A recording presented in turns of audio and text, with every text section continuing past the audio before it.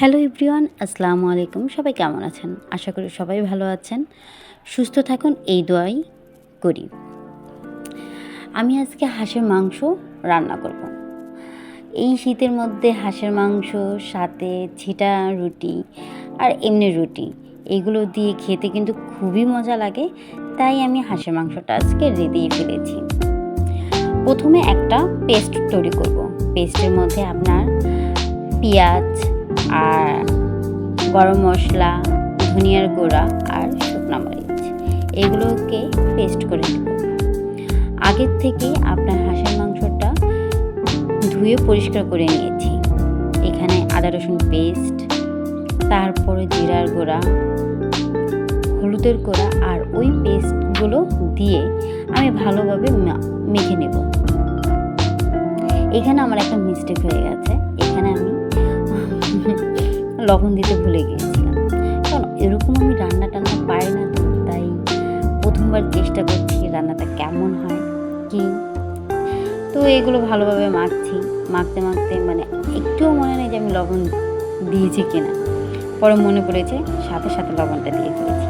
লবণটা দিয়ে আবার আমি ভালোভাবে মেখেছি। এটাকে আমি রেস্টে রেখেছি প্রায় 1 ঘন্টা। 1 ঘন্টা পরে আমি রান্না করতে চলে এসেছি। রান্না করতে করতে যে কয়টা বেজে গেছে আমি আসলে আমার মাথায় ছিল না। এর মধ্যে আমি তেজপাতা, এলাচ, দারচিনি এগুলো দিয়ে একটু সামান্য পরিমাণ গরম করে একটু নাড়াচাড়া করছিলাম। এর মধ্যে নাড়াচাড়া করতে করতে আমার তো খুবই পানির পিপাসা লেগে গেছে, পানি খেতে গিয়েছিলাম। তারপর আবার এসে আমি পেঁয়াজগুলো দিয়েছি। এমনিতে আমাদের এখানে একটু গ্যাসের প্রবলেম, গ্যাস থাকলে আবার থাকে না, এরকম একটা অবস্থা হয়। তো সে কি আর করার, হালকা জালে সে কত কষ্ট করে হাঁসের মাংসটা রান্না করতে হয়েছে। কি আর করার, হাজব্যান্ড খেতে চেয়েছে, এখন তো তাকে খাওয়াতে হবে। তো এটাকে ভালোভাবে নাড়তে যখন লালচে হয়ে যাবে, তখন এটা আমার মোটামুটি আমি মাংসের ওই যে রেস্টে রেখেছি ওইটা আমি দিব। এই যে দেখুন হালকা হালকা লাল লাল হয়ে গেছে। আর একটু লাল লাল হলে তারপরে আমি হাঁসের মাংসগুলো দিয়ে দেব।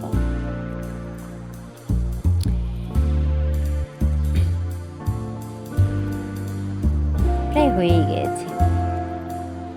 দেখি একটু সময় করে প্লিজ আমার পেজটাকে, আমার ইউটিউব চ্যানেলটাকে আপনারা সাবস্ক্রাইব, লাইক, শেয়ার এগুলো একটু করুন প্লিজ। এখন হাঁসের মাংসগুলো সম্পূর্ণ দিয়ে ভালোভাবে কষিয়ে নিতে হবে। ভালোভাবে কষাতে যখন বুঝতে পারবো যে না এটার মধ্যে, এটা আসলে ওরকম প্রথমে আগে পানি দিতে হবে না, আমি তো পানি দিই পরে দিয়েছি। ভালোভাবে কষিয়ে যখন এখান থেকে পানি উঠবে, যতটুকু কষানো অতটুকু কষাবো, ঢেকে দিয়েছি। দেখেন মানে আমি পানি ছাড়াই ওই হাঁসের মাংস থেকে আপনার পানিটা চলে এসেছে। খুব সিম্পল। আমি ফার্স্ট টাইম রান্না করেছি, আমার কাছে এতটা কঠিন লাগেনি। আসলে আমি ওরকম রান্না কখনো করিনি, ফার্স্ট টাইম রান্না করছি। কারণ আমি আগে হোস্টেলে থাকতাম, তো ওইভাবে আমার রান্না করতে হতো না। এখন তো আল্লাহ আমাকে মানে আল্লাহর রহমতে আমার বিয়ে হয়ে গেছে। তো এখন চেষ্টা করি, সংসার করছি, তো রান্নাবান্না তো শিখতে হবে, হাজব্যান্ডকে তো খাওয়াতে হবে। বাট আমার হাজব্যান্ড এইটা মানে খেয়ে এত মজা পেয়েছে।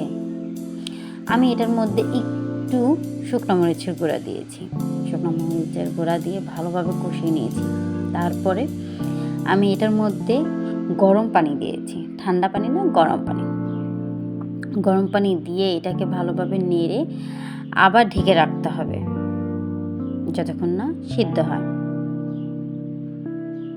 দেখেন কালারটা কতটা সুন্দর হয়েছে, আমার তো এখনই খেতে ইচ্ছা করছে, এত মজার লাগছে, এত সুন্দর। বিশ্বাস করেন এত সুন্দর মানে গ্রান বের হচ্ছিল, মনে হচ্ছে মানে একটা অমায়িক একটা খাবার। আমার হাজব্যান্ড তো অনেক পছন্দ করেছে এই হাঁসের মাংসটা খেয়ে। তার সাথে ছিটাবে রুটি, আর এমনি রুটিও বানিয়েছিলাম।